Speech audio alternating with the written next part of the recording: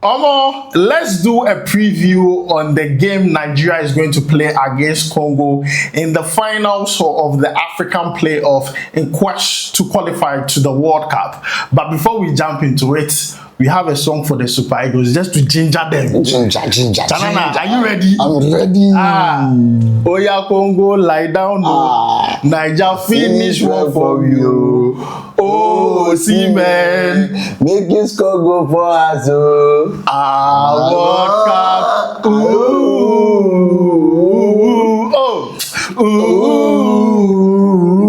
Hey, Congo, you lie down. Niger will finish well for us. Osimhen will score the goal. Simple. Guys, let us know what you think about our musical performance down below in the comments. And if Nigeria are able to qualify, we also have a special song for Nigeria. We are already working on it. So, Chanana, I want us to do a preview concerning Nigeria versus Congo because obviously after the semi-finals, Nigeria beat Gabon and also Congo beat Cameroon. So the next game is on Sunday and it's between these two teams. Now, first of all, who do you think is going to win? Are you asking me this question? Yes. Niger. Simple. Even they just say credit fitting. Niger. No, they carry last. Yes. So guys, let's hear from you down below in the comments. Now, I want us to start from their head-to-head. If you take a look at Congo and also you take a look at Nigeria, their last 5 games between each other. The last time Congo beat Nigeria was in 2015. Yeah, a friendly game. Yeah, friendly game. And also, the last time they played, it ended up in a draw. Now, their last 5 games, Nigeria has won 3, Congo has won 1, and 1 ended up in a draw. Now, head-to-head favors Nigeria. And do you think this plays an important role in Sunday's game? Very, very important. This tells you that Nigeria go into the game feeling confident because they know Congo, DR Congo, we can beat them on any day. Even though they've lost once in the last 5 games. That was a friendly game. So that tells you that mostly when they meet and it's important games, Nigeria end up carrying the day. So we are hoping it continues because Nigeria, they know what is at stake and they are going to give their all to qualify to the continental players. Alright, so guys, let us know your thoughts about it down below in the comments. Now, let's move away from the head-to-head and talk about the performance from these two countries in the World Cup series so far.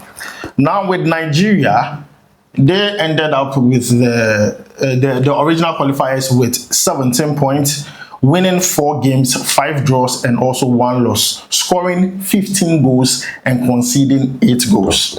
Now, with Congo ended up with 22 points, 7 wins, 1 draw, 2 losses, 15 goals scored, and conceding 6 goals. How do you think this plays an importance in Sunday's game? I think it's in Congo, they are very resolute when it comes to defense. They play normally on a tactical game. When you watch them, you realize that they are very, very tactical. And even that 6 goals they considered 3 in 1 game. That was against Senegal. And that game, only God knows how they were able to bottle it because they were leading 2-0 in the first half. And you know African football, when you are 2 goals ahead, automatically it's like 80% of the job have already been done. But we don't know what happened. Second half, Congo came back and they gave everything away. They just played as if there was nothing at stake, and they ended up conceding 3 goals. That was why they weren't able to qualify outright. So don't tell you that these qualifiers, they've been really, really, really good. They really give Senegal a run for their money. So they are coming to this game and they know it's a one-off game. In one-off games, anything could happen. They play with they are very, very when it comes to defending. They play tactically. They are tactically disciplined. That's why they don't concede too many goals. So Nigeria must know that in this game, they don't have to give away a lot, and they also have to take their chances because you will not get more chances in the game. Because when you play against a team who sits on a low block, that tells you no matter how good you are, the chances will come few in between them. You have to be able to be clinical on the day. So let's hope that on that day, their clinical will be better than what happened in the Gabon game, because we all know that they weren't critical enough. That's why the game ended up in extra time. So we are hoping that they finish the game in 19 minutes. Alright, so guys, you have heard from Chanana. I just want to add this.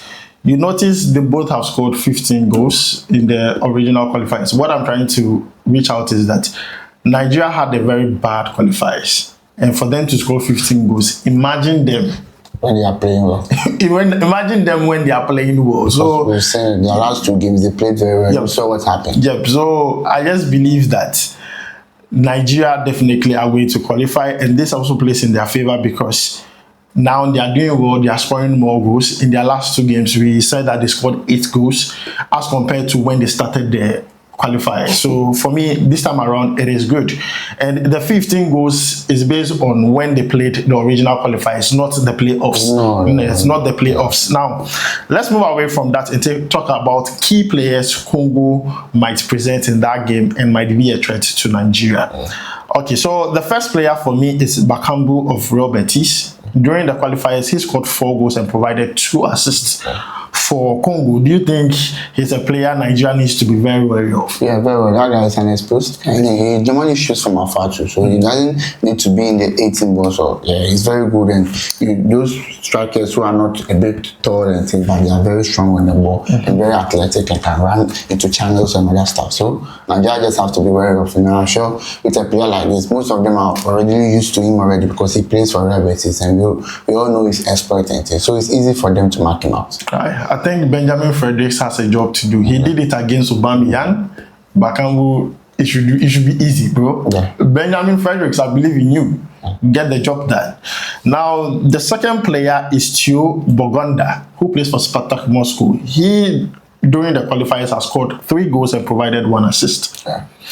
With players, when you check the carbon, you realize that most of their goals are just distributed around the team, fairly in the team. Yeah, so they don't really rely on one player to do all the magic for them. They distribute their goals because of the way they play. Because when you have a team that is set up normally to play counter, because we saw them against Cameroon, we realized that they were just set up defensively, preventing Cameroon from scoring. You know they are going to get their chance, and when they got their chance, they took it perfectly well. So with players like this, I think Elisha Kushara has shown us that he's an able and capable coach. So with players like this, I'm sure you have things and to notify them or to nullify them and be able to give Nigeria maximum potential in winning this game. All right. So Calvin Bassey, you have a job on your hand. Theo Bogonda, you can get it done. I've given one to Benjamin Fredericks. I've given one to Calvin Bassey. Do the job for us. Next player is Fiston Mayele. Now, this player here, he has been nominated for the CAF Awards, Player of the Year. Even Africa, he plays for Pyramids. And he's no joke when it comes to the African continent.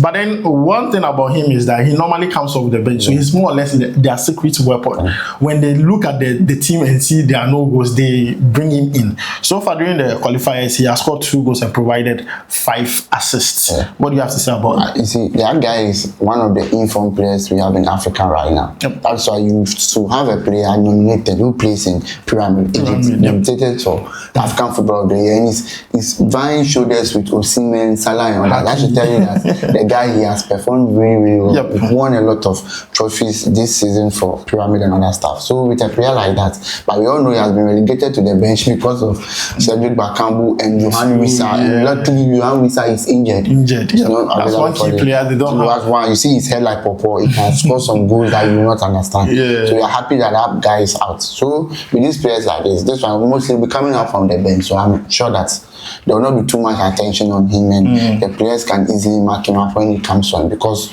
Benjamin Fredericks, you have given us confidence in you. You know that anyone who goes and comes, like who and who will do the work for you. So guys, those are the 3 players, but then we can't take out the threat they possess, especially when it comes to area duels. If you take a look at the goal they scored against Cameroon, it came from a set piece. And guess who scored? Chancel Mbemba, who currently plays for Lille. I feel he's also a threat, especially in corner kicks, in set pieces like that. So I'm adding him to this list. As much as he's a defender, that might not be a goal scoring threat, but trust me, whenever there is a corner, he needs to be marked, because that goal he scored against Cameroon took them to the finals of the playoff. What do you have to say? Yeah, I think that guy is very good, and that should even tell you that they have a very good base defensively, because they have that guy and Twazembe and Wan-Bissaka.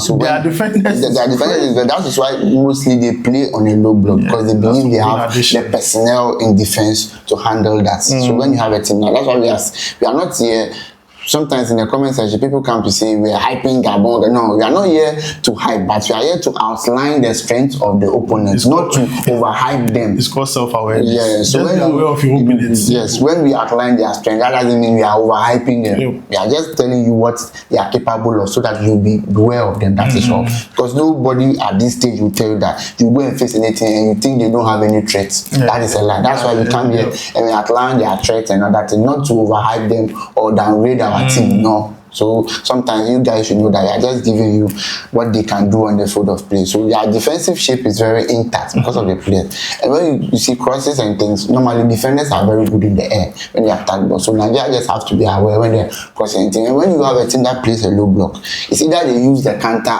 or they use those crosses and things to hurt you. So yes, Nigeria have to be aware. Alright, so guys, these are the key players or the key traits Nigeria needs to be wary of. We mentioned of Cedric Bakambu, Theo Boganda, Fiston Mayele, and also we talked about the defenders Chancellor Mbemba, Tuazembe, and also Aaron Wan-Bissaka. Let us know if there are other players that Nigeria needs to be wary of. Now, how do you think Nigeria Super Eagles need to approach the game on Sunday?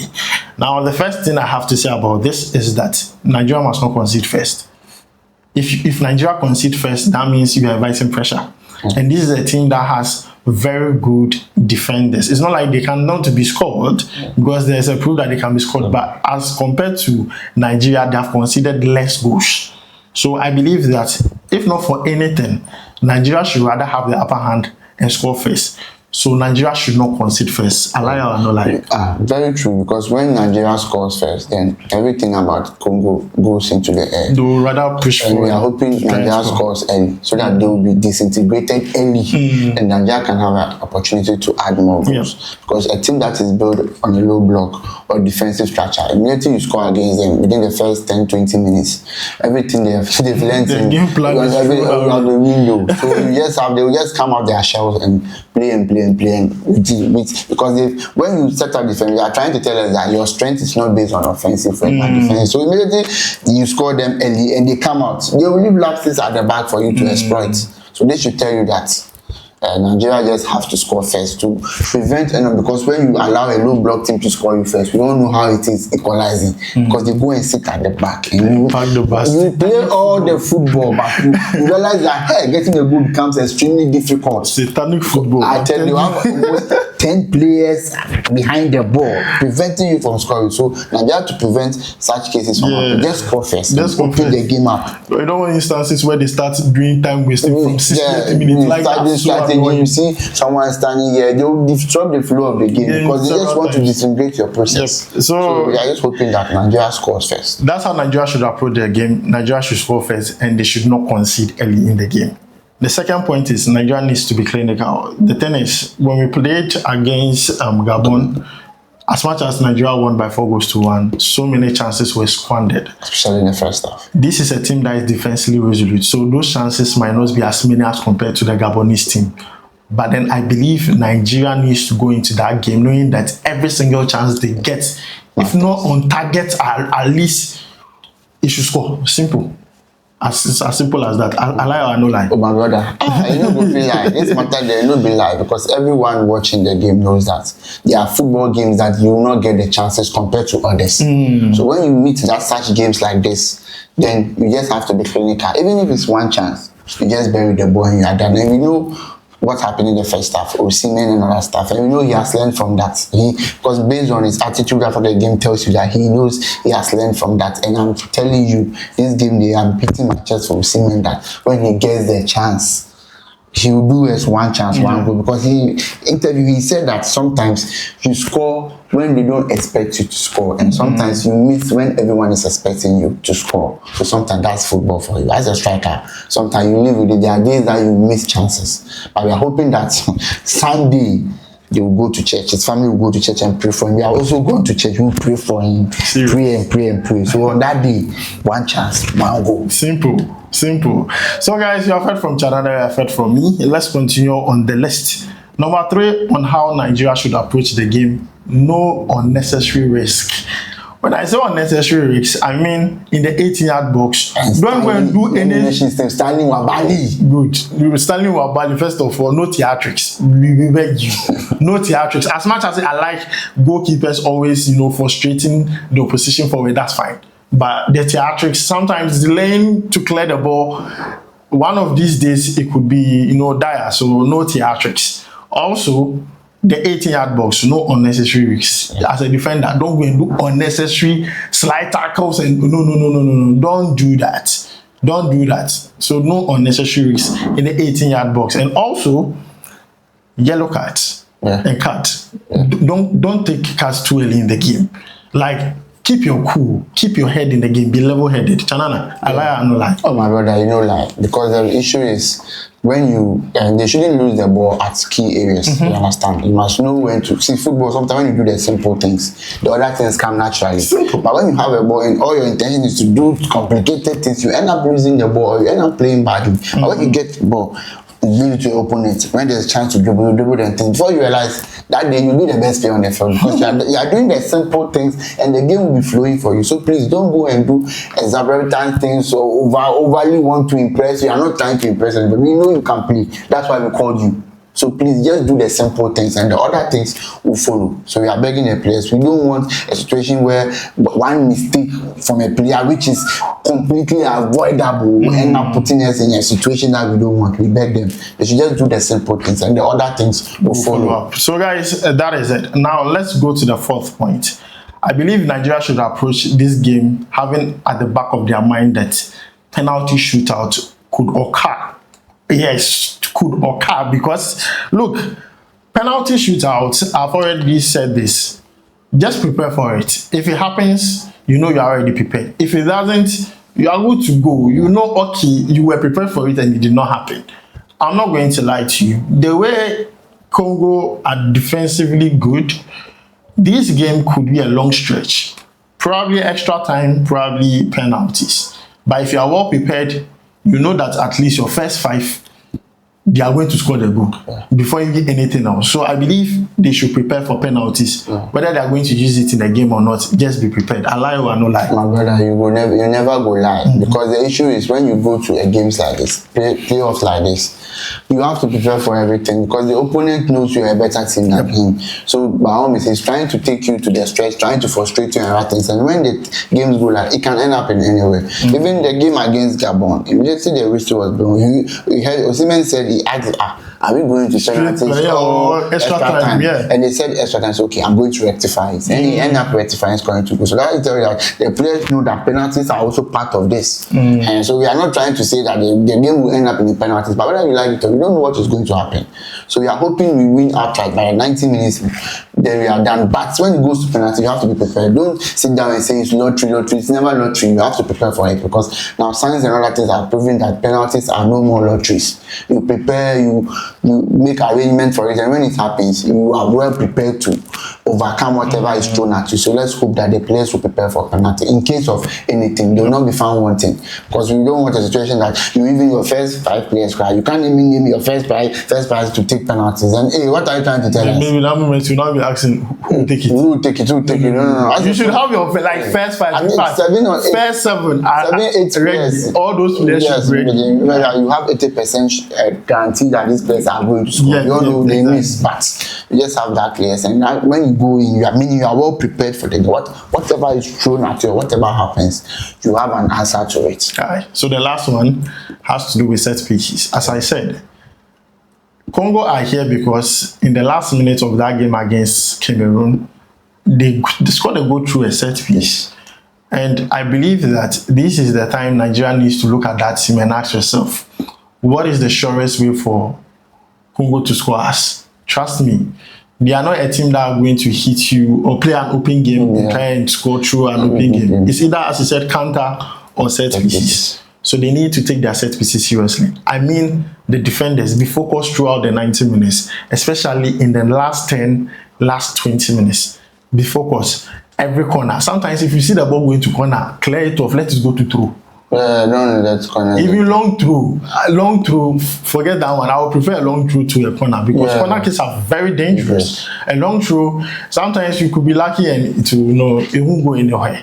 But I'll prefer a through to a corner. So try and prevent all those few things. But then the most important thing is that last 10 to 20 minutes, be focused. It's also an approach. Be focused. Man manage that game till the end, especially if Nigeria is leading the game. So this is what I have to say. I lie or no lie. Oh my brother, you never go lie because we just hope that the players will be resolute and be aware of second balls. Because now the corners normally you don't score from the first ball. No. The second and third ball before you realize, you have considered from the normally do it on the training ground. So you understand. So even Arsenal, mostly their corner and the goals come from the second balls. So you have to know that now the second balls from corners and set piece penalties are very, very dangerous. So they just have to be aware and prevent them from getting corners or free kicks at a dangerous position where they can swing the ball into the box. Because you see, when you swing the ball, it becomes chaotic and anything can happen. 50-50 because chance. You might have the numerical advantage. Because let's be frank, when one is kicking a corner or a free kick, she's normally at a numerical disadvantage because one, so you can have all your players in the box, but because it will turn into a melee in the box, it can fall to anyone. That's why sometimes you realize the second balls normally fall to the opposition player rather than your player. You understand? So that is how football is. So you just have to know when to defend well in the box and be very. Don't be through your body. If you see shot, throw your bodies at it and try to block the shot. Don't go like you want to block, you don't want to block. Those are the ones that normally end up in the wicked deflections. When you want to block, you go well and block the ball. But when you pretend as if you don't want to block, that is where it will hit you in a delicate place and end up in the back of the net. So our players, we beg you guys, the job is almost done. So you guys should just finish the job for us. Almost done. So guys, this is how we believe Nigeria should approach the game. Let us know your thoughts about it down below in the comments. Now to end the video, we are going to do the song once more. Let's do the song once more. This has to ginger the Super Eagles of Nigeria. So let's go. Oya Congo, lie down, no. Niger finish work for you. Oh, osimhen, make you score for us. World Cup. Ooh. Guys, thank you for watching. My name is Adam. You can call me Obuka. I did this video with Chanana. You're doing the building. Make sure to see you in the next one. Thank you for watching.